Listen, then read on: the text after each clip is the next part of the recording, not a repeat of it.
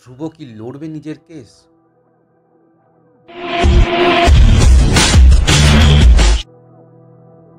জোনাকির প্রাণ বাঁচাতে মা চণ্ডীর কাছে প্রার্থনা ধ্রুবর।